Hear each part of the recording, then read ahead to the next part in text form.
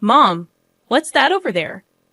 When I returned home from my parents' house with my daughter, we were met with piles of trash bags in front of the entrance.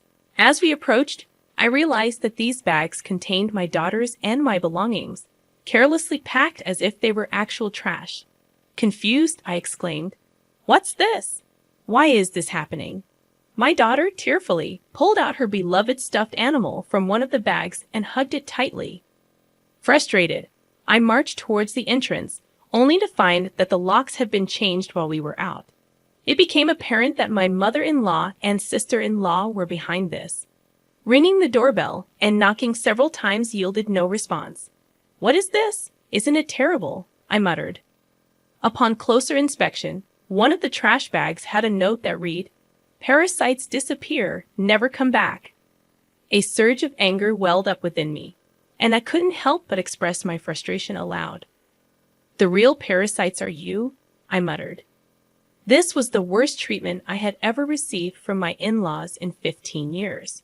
Not only me, but making my daughter feel this way too was unbearable. My patience exhausted, boiling with anger, I loaded our belongings into the car, and we returned to my parents' house. "I will never come back to this house again," I declared. "I'm looking forward to seeing what happens to the parasites when their host is gone. My name is Sarah. I am currently 43 years old. I live with my husband, daughter, and my husband's mother and sister. I can't say we live happily. I work from home, but this house is never peaceful. The issue lies with my mother-in-law and sister-in-law, Diane. They have disliked and ignored me for over 10 years. As my daughter, Tracy, grew up, it bothered me less and less. I mainly work as a personal consultant. I started as a fortune teller, but as my blog became popular, I began receiving more consultations on attracting customers, leading to my current job. I met my husband, Kent, through a friend's introduction when I was training to be a fortune teller. I work in sales at a pharmaceutical company, and I also do affiliate marketing as a side job, which is finally starting to take off. Kent gave me enthusiastic advice on attracting customers when I expressed my struggles with fortune telling. Attracted by his kindness, we started dating and got married a year later. At that time, our income wasn't great, but Kent always supported me. I'm so glad I married Kent. I truly felt this way. Living with my in-laws began about a year after I got married. It started when my father-in-law, who had been healthy until then, suddenly passed away. My mother-in-law felt insecure about the future and asked my husband to live with us. We agreed to live together in exchange for her taking care of the household chores. Initially, my mother-in-law welcomed our living together and was happy. I hoped we would get along well, but I was mistaken. 2 months later, she began completely ignoring me, perhaps dissatisfied with me not helping with the housework. Soon, my sister-in-law, Diane, also started ignoring me. I didn't mind being ignored, but the challenging aspect with my mother-in-law was her tendency to involve others. Not only did Diane, my sister-in-law, hear about it, but even neighbors and relatives were informed that my daughter-in-law stays at home, but says she's working, leaving all the housework to me. If I say even a little, she talks back 100-fold, so I just ignore her. To make matters worse, my mother-in-law would suggest to others, "You better not talk to her too. It'll be troublesome." As a result, people around the in-laws' house began giving me only tepid responses to my greetings. I felt isolated, and it became very difficult. Despite my pleas to stop spreading strange rumors, my words were completely ignored. Although my mother-in-law's attitude softened slightly when my daughter Tracy was born 2 years after we started living together, her overall stance towards me hardly changed. However, she was very fond of Tracy, and having her help with household chores and child care was a huge relief as my work became busier. Around the same time, my husband Kent's side business started to struggle, and he seemed unable to adapt to changes in the affiliate marketing market. He approached me saying, "Sarah, can you increase your contribution to the monthly expenses a bit?" I agreed, expressing that my consultations were increasing, and the new methods I implemented were working well. Despite my willingness to collaborate on ways to boost his sales, Kent insisted on handling it independently, saying, "I think I'll try it on my own. I'm really sorry." From the beginning of our marriage, we had agreed that Kent would manage the household finances. Initially, my income was low, so he allowed me to contribute more when my sales increased. I transferred money to Kent based on my monthly earnings, and he provided a fixed amount for living expenses in cash. Initially, I could only contribute $100, but now I could transfer up to $1,000, though not every month. I could contribute more if I dipped into savings. I knew Kent was struggling with his side business, but his pride prevented him from consulting me. He began spending more time at cafes after work, returning home later and later. When Tracy was about 5, Diane got married and moved out. Since she lived nearby, she often brought her son Ricky to our house during the day. When Ricky turned 1, Diane expressed her intention to start a part-time job. My mother-in-law gladly offered to take care of him until the evening. Diane was appreciative, saying, "Thank you, I'm so happy." However, as my mother-in-law began caring for Ricky at home, she became very fond of her grandson and started being cold towards Tracy. When they fought, my mother-in-law would scold Tracy, comparing her unfavorably to Ricky. Over time, Tracy started playing near me and began to dislike my mother-in-law's behavior. I spoke up, saying, "Talk to your mother. Tracy and Ricky are both her grandchildren. She should treat them the same. Tracy is already a big sister in elementary school." However, my mother-in-law's focus shifted, and she approached me saying, "Things are tough at the company right now. We might not get bonuses, so could you contribute a bit more?" Despite the challenges, my blog's client attraction was successful, and I started receiving more consultations as a consultant, earning far more than I did as a fortune teller. When Kent requested additional financial support, I responded, "I'm already contributing $2,000 a month. Isn't that enough?" "Yeah, I'm embarrassed to say, but my salary has decreased and the side business isn't going well." "Don't be secretive. We're a couple. We should support each other in tough times." "I'm really ashamed." "Thank you."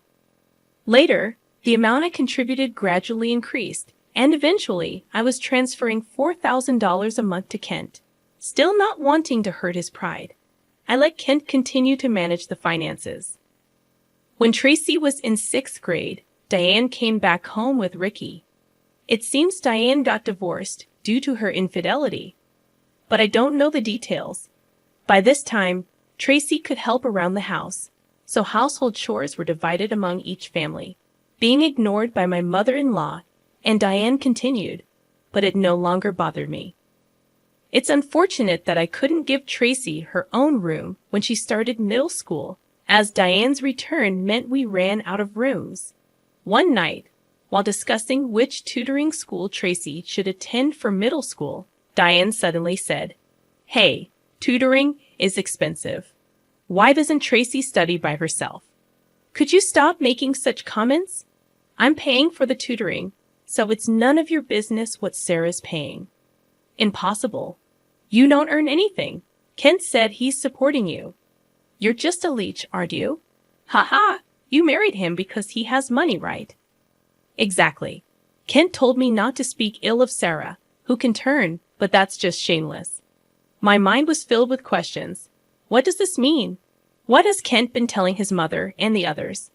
Kent is the one supporting this house financially. It's about time we put an end to the parasite's lifestyle. I feel bad for Tracy, but if we pay for her tutoring, we won't be able to pay my compensation. Not be able to pay? Are you saying our house is paying for your compensation, Diane? Kent said he would pay for it. You should spend your money on Ricky. I began to understand the deception and felt my anger rising.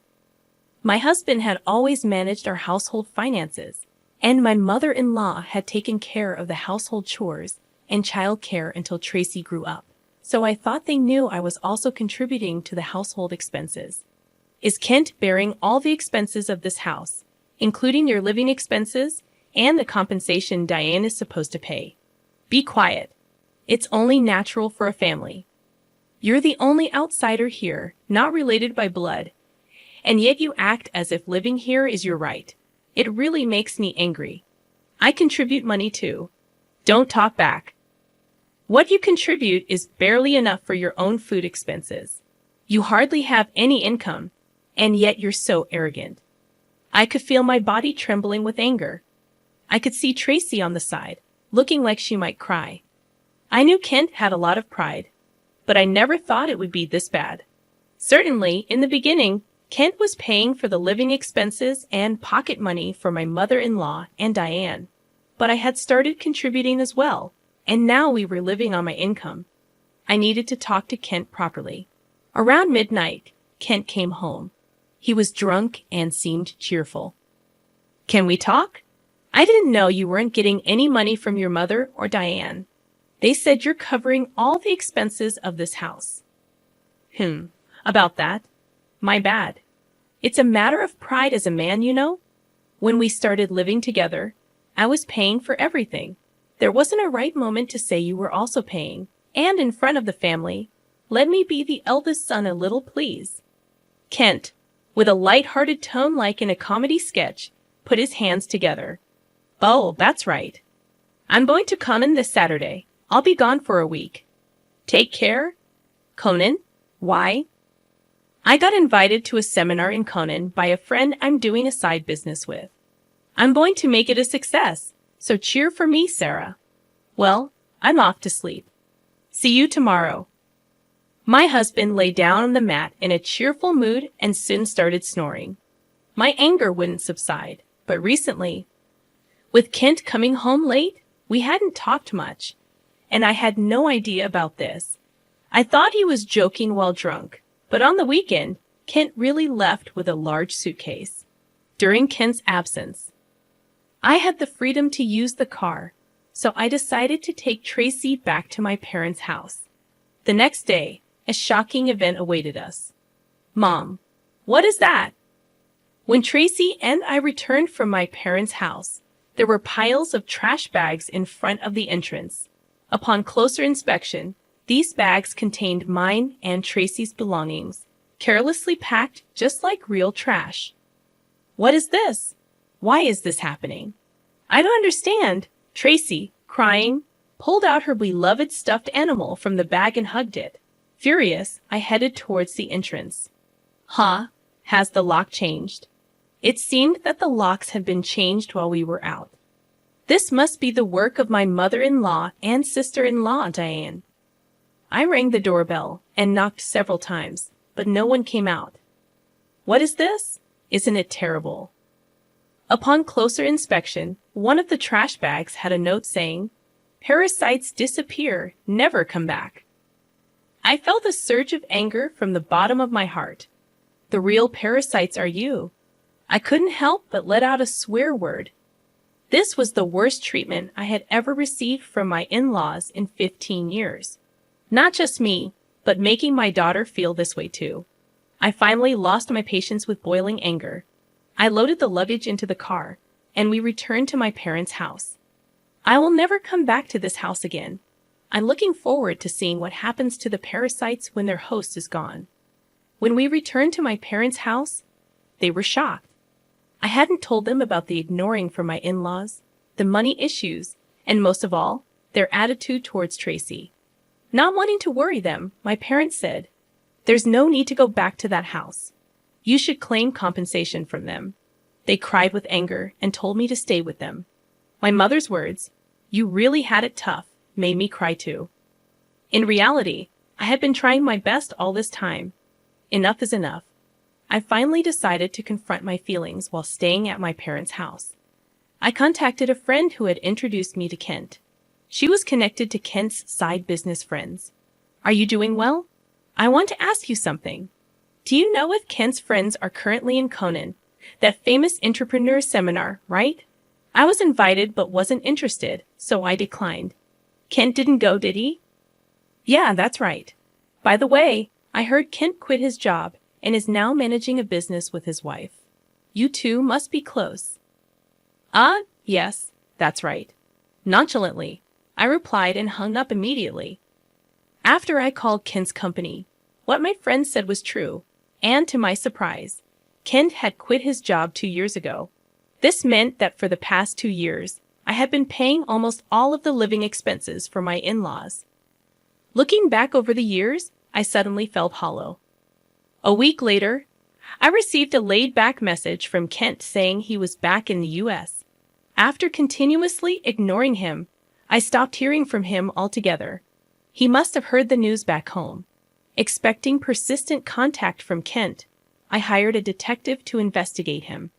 The investigation revealed that Kent, dressed in a suit in the morning, spent his afternoons gambling and evenings at a woman's house. So I asked for an investigation into his infidelity as well. 3 weeks later, Kent called me. It must have been close to his former company's payday, and he was panicking. "Sarah, sorry I couldn't contact you. I'm sorry for what my family did. I heard they kicked you out, and I was thinking, why did it come to this? Really? Did you tell the truth to your mother and Diane?" Kent quickly changed the subject and said something unbelievable. "Let's leave that house and live in a new home, just the three of us. I'll cut ties with those who disregard you, Sarah. I'm ready to abandon my mother and Diane, so please come back." Are you really cutting ties with your mother and Diane? Was Kent planning to easily discard them after making them dependent on him? I was disappointed in Kent and his self-centered actions, so I told him, "I'm coming back for now, so leave the door unlocked." Kent seemed delayed at my message. A few days later, I returned to my in-laws' house with Tracy. Kent, his mother, and Diane were there, but Ricky was nowhere to be seen. I was relieved that Ricky didn't have to witness the adults' ugly arguments. When Kent made some remarks, I ignored the displeased pair and took out a divorce form from my bag. I confronted the surprised Kent. "I heard you quit your job without telling me. Since we're supposedly managing a business together, does that mean the $4,000 I've been transferring every month was actually your salary?" Kent tried to excuse himself. "No, that's not it.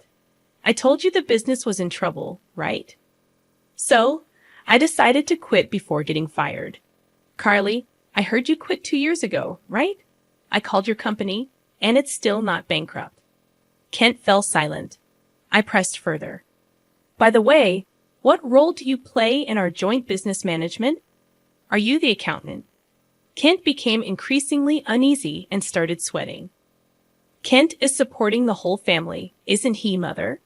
He quit his job, his side business isn't going well, and yet it's a mystery where the money is coming from. I'm leaving, but please continue to get financial support from Kent." My mother-in-law and Diane's faces turned pale and ashen. "But the other day on the phone, you were crying and begging to save only yourself, saying you'd cut ties with your mother and sister. Haha, but that won't happen. I'm also discarding Kent here." "What do you mean? I don't understand." "Kent hasn't been going to work. That's a lie. He leaves in a suit, and Sarah was supporting the household. It's true. Sarah has been paying for everything for years. I'm unemployed now and not doing any side business. We're going to have a hard life because you guys kicked Sarah out. We could have had an easy life without working if you hadn't done anything unnecessary." "What do you mean by that? You were planning to abandon us, weren't you?" Kent's response ignited the fury of my mother-in-law and Diane. As the three of them caused a commotion, Tracy and I began to take action. I came to pick up some forgotten items. I took a cleaning robot bought within the last 6 months, an expensive microwave favored by my mother-in-law, and a beauty device Diane had gotten from Kent. "Wait, that's mine. This is mine since I bought it with my money, or you can pay me back for it." Diane fell silent at my words. Then I searched for and gathered my belongings from their rooms. The belongings they had put out did not include my expensive brand bags and accessories. "Why are you taking that too? This is mine." I ignored their complaints and sweet talk. Finally, I dropped a bombshell on Kent. "Oh, I forgot. I plan to claim compensation from your mistress, Mary, too. Tell her it's no use running away." "What? How do you know about her?" I know you went to Conan with Mary recently. Good for you, right? Of course, I have all the evidence of the affair, so no escaping that. No way. You've been deceiving me and having fun for the past 2 years. I'll be claiming compensation for the affair, child support for Tracy, and oh, you were secretly paying Diane's compensation too. I'll be claiming that back as well. As I prepared to leave, my mother-in-law and Diane desperately tried to stop me. I was wrong, Sarah. I'm sorry. We just believed what Ken said. We can't live without you. We'll do anything. Please help us. I can't pay you back for the compensation. I'm sorry too. I apologize for everything. You'll forgive us, right? I couldn't help but laugh at their foolish faces. They finally realized who had been supporting their lifestyle, realizing too late that their non-blood related support was gone. Let's just ignore these people, Mom. Let's go home. Yes, that's right. Kent, you'll be hearing from the lawyer soon. Please take care of it. Leaving a dejected Kent behind, we returned home with the items we had collected.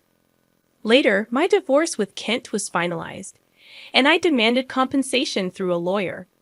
I received numerous apologies and pleas for reconciliation from my mother-in-law and Diane, but I ignored them all. Surprisingly, there was still some inheritance left from Ken's father. The fact that they had been living off my money without using their own angered me again. However, the inheritance wasn't enough for the compensation, and ultimately, they had to sell the house to make a lump sum payment. Naturally, this included the compensation I had been paying for Diane. After selling the house, I don't know what became of Ken's family. I hope Ken can take care of his family, but ultimately, he will choose his path. I also claimed compensation from Kent's mistress, which led to an unexpected revelation. Through the lawyer, I informed her that Kent was unemployed, and I had been supporting the family. Kent had deceived her, claiming he was an entrepreneur with a successful business. In the end, they broke up after an argument. Tracy and I moved to an apartment, and I was able to give her the room she had longed for. I don't think my 15 years were wasted, but sometimes I wonder if I should have made a decision when I started being ignored. Now, I feel happy that my home is a peaceful place.